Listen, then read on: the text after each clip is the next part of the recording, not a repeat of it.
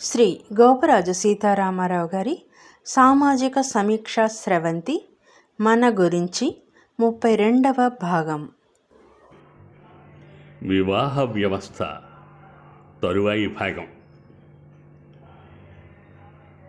వందల వేల కోట్ల నల్లధనం పేరుకుపోయిన కొద్దిపాటి సంపన్నుల కొంపల్లో పెళ్ళిళ్ళు వైభవోపేతంగా ఇప్పుడు జరుగుతున్నాయి. కేవలం పెళ్లిలో కాసేపు డ్యాన్స్ చేయడం కోసం పెద్ద పెద్ద సెలబ్రిటీస్ వస్తున్నారు. వారికి 5-6 కోట్లు పారితోషికం ఇస్తున్నారు. ఇలాంటి పెళ్ళిళ్ళకి వచ్చే ఆడవారు వజ్ర వైఢూర్యాలు పొందిన 50-60 లక్షల కిమ్మత్తు చేసే చీరలు కట్టుకు తిరుగుతున్నారు. అలాంటి పెళ్ళిళ్ళకి బడా రాజకీయ పారిశ్రామికవేత్తలకి వారి కుటుంబ సభ్యులకి అంతేగాని సామాన్య మానవులకి ప్రవేశం ఉండదు. అయినా సరే మనం ఆ పెళ్ళిళ్ళని టీవీల్లో చూసో పత్రికల్లో చదువో మనది ఓ బతికేనా అంటూ జీవితం మీద విరక్తి చెందుతూ ఉంటాం.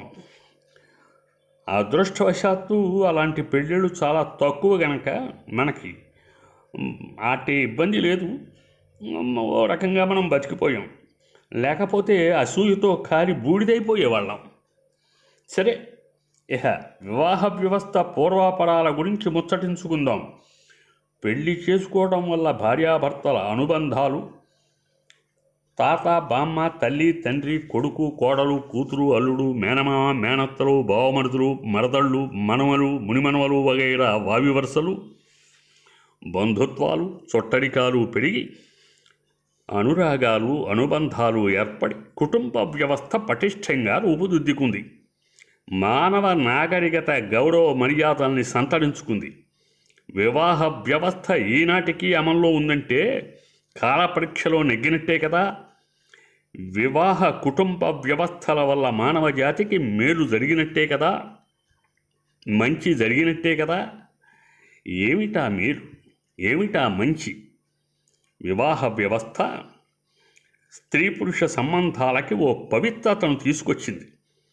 ఆడ మగ ఒకరికొకరు తోడు నీడగా ఉంటూ స్నేహ అనురాగ బంధాల్ని పెంచుకోవడానికి దోహదపడింది. ముఖ్యంగా ఆడజాతి పాలిట వరప్రసాదినిగా ఆవిర్భవించింది. వారి గౌరవ మర్యాదల్ని పెంచింది. వివాహితకు ఓ రక్షణ ఏర్పడింది.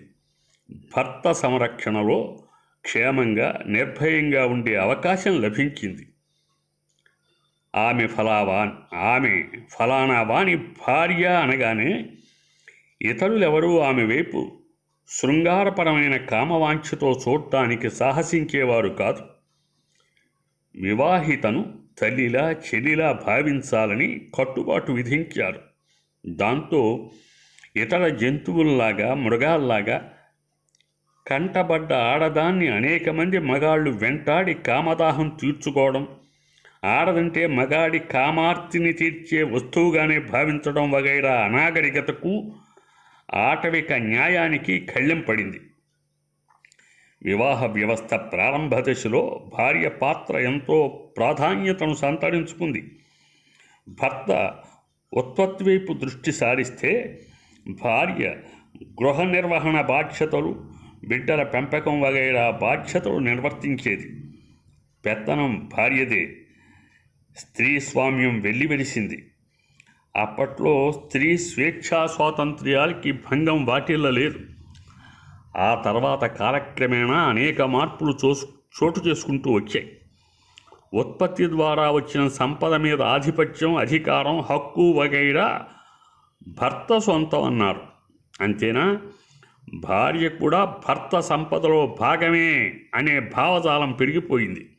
దాంతో క్రమేణా స్త్రీ స్వామ్యం కాస్త పురుష స్వామ్యంగా మారిపోయింది.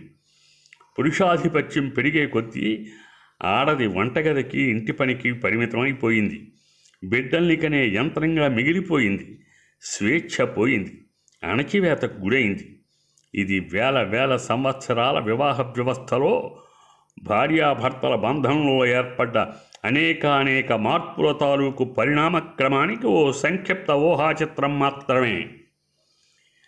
ఓ 100 సంవత్సరాలు వెనక్కి వెడితే కీర్తిశేషులు గురజాడ అప్పారావు గారి కన్యాశుల్కం నాటకం ఆడపిల్లల దీనమైన వివాహ జీవితాలకి అద్దం పడుతుంది. కన్యాశుల్కం అంటే ఆడపిల్లని డబ్బెట్టి కొనుక్కుని పెళ్లి చేసుకునే ఆచారం. ఆడపిల్లకి 8 సంవత్సరాల వయస్సులోనే పెళ్లి చేసేయాలనేది మరో దురాచారం.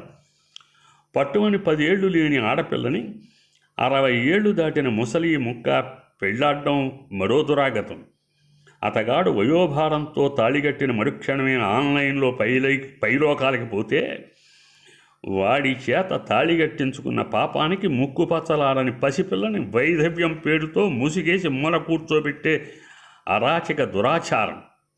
కాలక్రమంలో సంఘ సంస్కర్తల పోరాటాల వల్ల ఆ పరిస్థితి మారుతోంది అనుకునేసరికి వరకట్న దురాచారం వచ్చిపడింది. దాంతో ఆడపిల్ల పెళ్లి చేయాలంటే కన్నవాళ్ళు నిలువుదోపిడి ఇవ్వవలసిన పరిస్థితి వచ్చింది.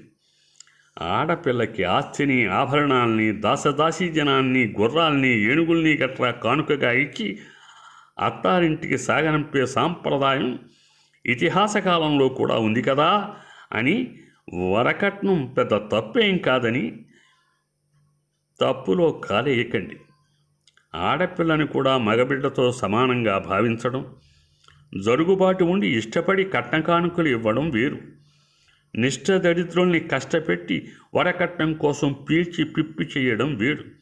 ఈ వరకట్న దురాచారం ఇప్పటికీ ఈ నవనాగరిక సమాజంలో కూడా సజీవంగానే ఉంది. మరి మన పాలకులు చూస్తూ ఊరుకుంటారా? వరకట్నం ఇవ్వడం, పుచ్చుకోవడం నేరం అవటాన్ని వరకట్నాన్ని నిషేధిస్తూ ఓ చట్టం చేశారు. వివాహిత మహిళల శ్రేయస్సు కోరి విడాకుల చట్టం తెచ్చారు. ఆడవాళ్ళకి ఆస్తిలో హక్కు కల్పిస్తూ మరో చట్టం తెచ్చారు.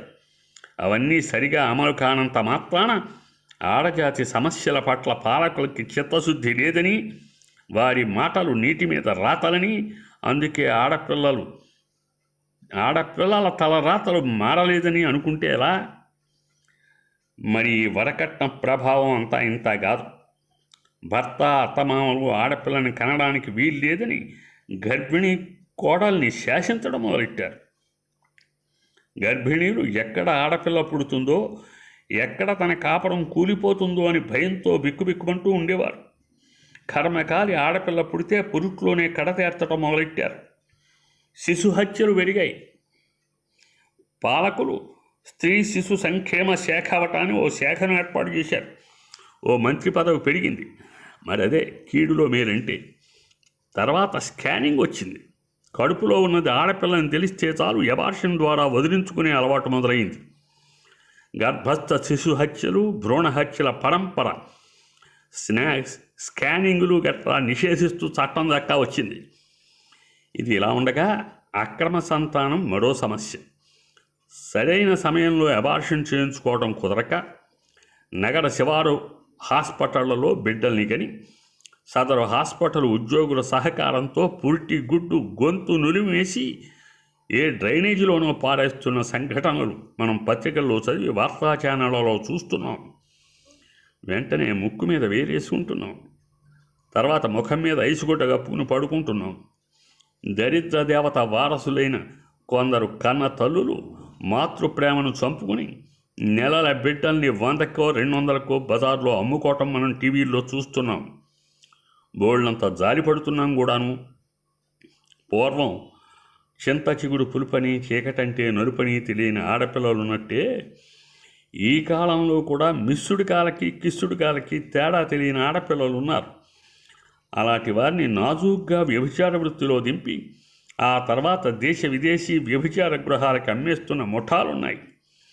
ఈ ముఠాల్లో మహిళలు కూడా ఉంటున్నారు. మన పోలీసులు ఏమీ చేతగాని వాళ్ళు కాదు.